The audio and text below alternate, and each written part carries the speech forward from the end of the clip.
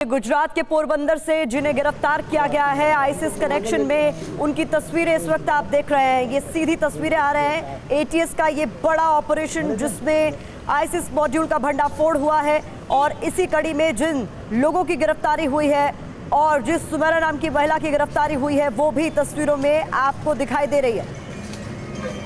तस्वीरों में आपको नजर आ रहे हैं वो लोग जिन्हें एटीएस ने गिरफ्तार किया है। दक्षिण तक इनके तार बताए जा रहे हैं और टीवी 9 भारतवर्ष पर इनकी एक्सक्लूसिव तस्वीरें आप देख रहे हैं। कुछ ही देर में एटीएस की ओर से बड़ी प्रेस कॉन्फ्रेंस कर इसको लेकर महत्वपूर्ण जानकारी भी साझा की जा सकती है।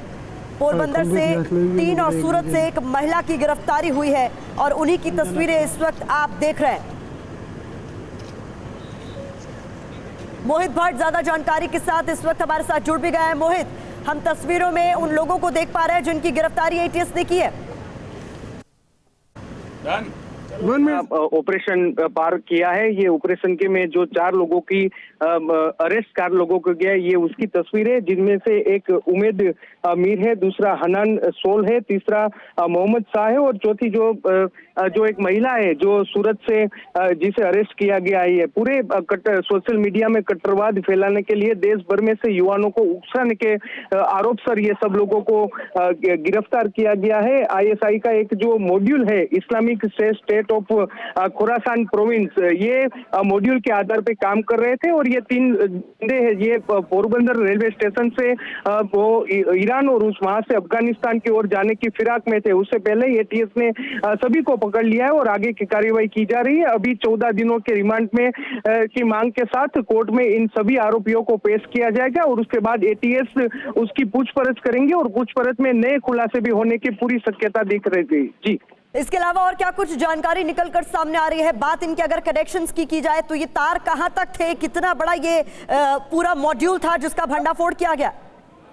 गुजरात एटीएस ने जो सत्तावार इंफॉर्मेशन दी है उसके मुताबिक पाकिस्तान से ये सभी तार जुड़े हुए हैं। आईएसआई का मॉड्यूल है और कश्मीर के में जो उसका हैंडलर था उसके आधार पे ये लोग युवाओं को उकसा रहे थे। अभी ये कश्मीर के रहने वाले 3 बंदे हैं, वो पोरबंदर पहुंचे थे और पोरबंदर से वो ईरान जाने की फिराक में थे। इन सभी युवकों को उकसाया गया था सोशल मीडिया पे, धार्मिकता के आधार पे इन सभी युवाओं को उकसा गया था। कट्टरवादी प्रवृत्ति के साथ उसे जुड़े गए थे और अफगानिस्तान में आतंकी ट्रेनिंग लेने के बाद उसे एक आतंकी प्रवृत्ति में इस्तेमाल कर सके, उस प्रकार का आयोजन, एक षड्यंत्र रचा गया था।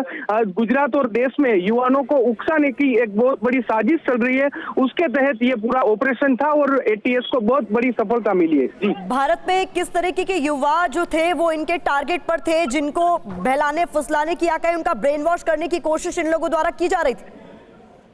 देखिए, अभी तक जो जानकारी मिल रही है वो जो ये कश्मीर के रहने वाले जो 3 शख्सों को पुलिस ने अरेस्ट किया, ये तीनों शख्सों को एटीएस की पूछपरछ में सामने आया कि जो कश्मीर में रहने वाले उसके एक हैंडलर था, उन्होंने इसे सोशल मीडिया के माध्यम से उसे संपर्क किया था, उसे उकसाया गया था, उसका ब्रेन वॉश किया गया था और धार्मिक कट्टरवाद के कारण उसे आतंकी प्रवृत्ति में शामिल करने की एक साजिश रची गई थी। उसके आधार पर ही वो पोरबंदर आए थे और पोरबंदर से वो अफगानिस्तान और ईरान जाने की फिराक में थे। अभी जो माहिती मिल रही है कि सोशल मीडिया के माध्यम से ये जो मॉड्यूल है ये सभी युवाओं को संपर्क कर रहा था और संपर्क के आधार पे युवाओं के ब्रेन वॉश कर रहा था और उसके आधार पे उसे आतंकी प्रवृत्ति में जोड़ा जाए, इस प्रकार की एक साजिश थी वो चल रही थी और उसका एक बहुत बड़ा पर्दाफाश गुजरात एटीएस ने किया है। क्योंकि ये बहुत बड़े लेवल पर इस मामले की जांच होगी और कई और चीजें निकलकर सामने आएंगी मोहित, लेकिन शुरुआती जांच में क्या कुछ निकलकर सामने आया है? इनकी तरफ से क्या तौर तरीके अपनाए जाते थे युवाओं को टारगेट करने के लिए, उनका ब्रेन वॉश करने के लिए? क्योंकि आपने कहा सोशल मीडिया के पोस्ट भी उनमें से एक है उनका ब्रेन वॉश करने के लिए, और क्या कुछ तौर तरीके अपनाए जाते थे? देखिए, जो सूरत से जो सुमेरा बानू को पुलिस ने गिरफ्तार किया था उसकी प्राथमिक पूछपरछ में KP Islamic State Khorasan province, इस संगठन से जुड़े 3 आतंकवादी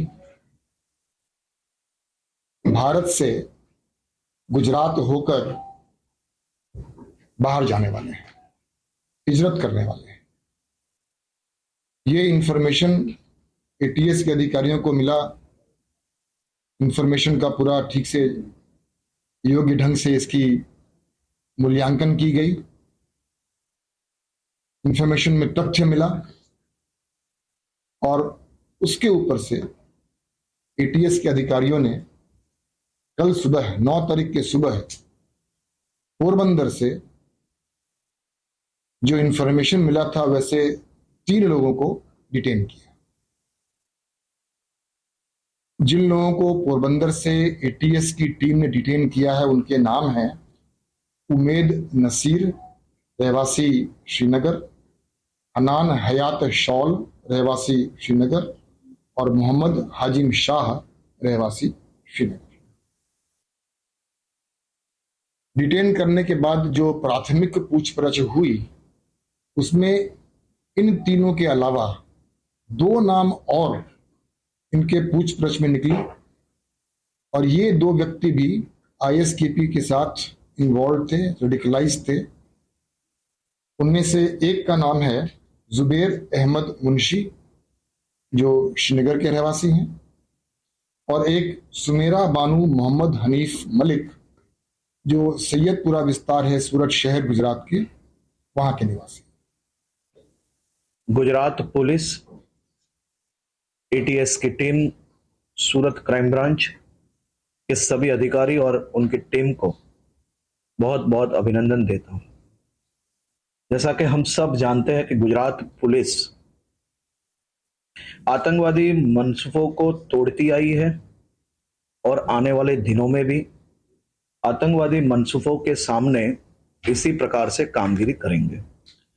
आतंकवाद के सामने जीरो टॉलरेंस की नीति केंद्र में देश के प्रधानमंत्री आदरणीय मोदी जी और गृह मंत्री अमित शाह जी ये बात के लिए कटिबद्ध है और यही जीरो टॉलरेंस की नीति को गुजरात पुलिस कटिबद्धता से आगे बढ़ा रही है।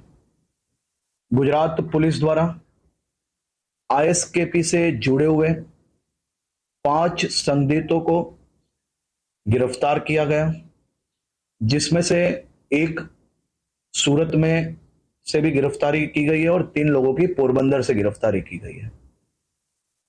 ये बहुत ही बड़ा सफलता है गुजरात पुलिस के लिए और ये पूरे मामले में जांच एकदम तय तक होगी